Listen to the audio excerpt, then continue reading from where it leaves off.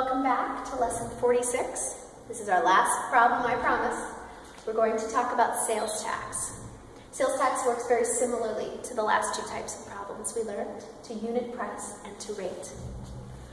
When we're finding sales tax, they're always going to give you the cost of an item, and then they're going to ask you to find the percent of sales tax. Let's look at this problem, please. Use the pause button if you need to get the problem on your paper. A bicycle costs $119.95. There is 6% sales tax. Now, there's two different types of questions that you might be asked for this problem. One, what is the tax? So what is the 6% that we're going to be paying? The other question you may be asked is, what is the total cost? Total cost would be the cost of the bicycle plus the cost of the tax that you'll pay. Let's solve for the tax first, so that then we'll be able to find the total cost. What is the tax? So I need to find 6% of $119.95. When I'm finding a percent of something, I know I need to multiply. So I need to find 6% of $119.95.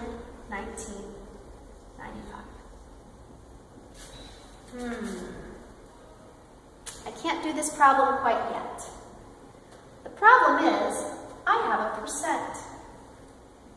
I can't multiply times a percent. And this is very important. If there's anything to remember about these problems, it's that you cannot multiply times the percent. You must change it first. What do you change it to? You can change it to a fraction. I find those answers are sometimes a little harder. I prefer personally to change them to a decimal. Let's talk for just a moment about how to change this to a decimal so that I can solve my multiplication problem. 6%. 6%. I remember from before that percent means out of 100. That means that I have 6 out of 100. 6%. 6 out of 100. Another way to say this is 6 hundredths. I remember my hundredths. That's part of place value. When I have a decimal, the first place value is the tenths. The second is the hundredths. I have 6 hundredths. That's a 6 in my hundredths place, and no tenths. That means that instead of 6%, I'm going to come over here and I'm going to use my decimal value for 6%, which is 0.06. Now, if it was a different percent, if for example it was 18%, that would be 18 over 100, or 18 hundredths. But it's not. It is 6%, which is 0.06.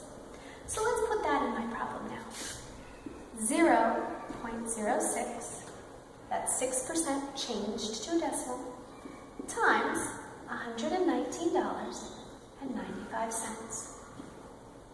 So this is my sales tax times my price. When I multiply those together, if I was to multiply over here, and I like to multiply up and down, I think it makes for nicer columns and it's easier to find the correct answer. There's a few things that we need to talk about. The math itself is relatively simple. 6 times 5 is 30. 6 times 9 is 54. 55, 56, 57. 6 times 9 is 54. Plus 5 more is 59. 6 times 1 is 6. Plus 5 is 11. 6 times 1 is 6. plus 1 is 7. I only have zeros after that, so there's no reason to continue multiplying. Now don't forget, I have 2 decimal places that I need to put in my answer. This one is 2 places in. 1, 2. This one is 2 places in. 1, 2. When I go to put my decimal in my answer, I need to account for all of those places. 1, 2, 3, 4. Starting on the far right-hand side. 1, 2, 3, 4. 7.1970, oh my.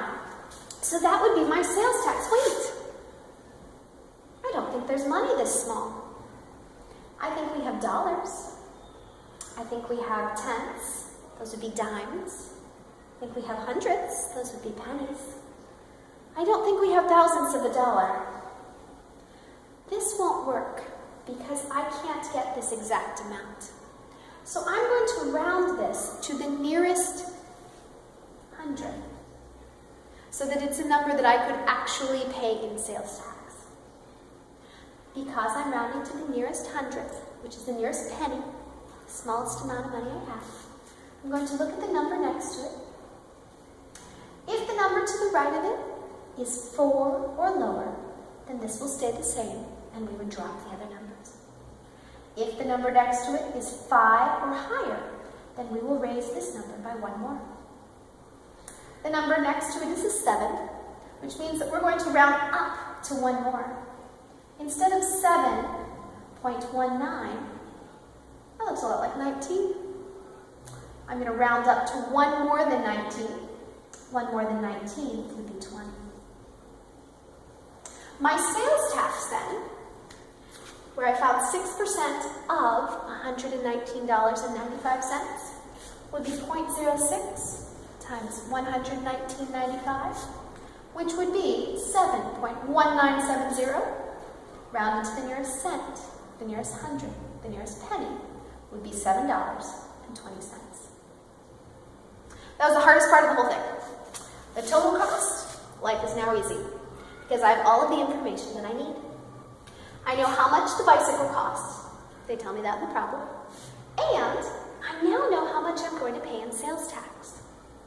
So my total cost will be the price of the bicycle, the $119.95, plus the cost of the sales tax, which is $7.20.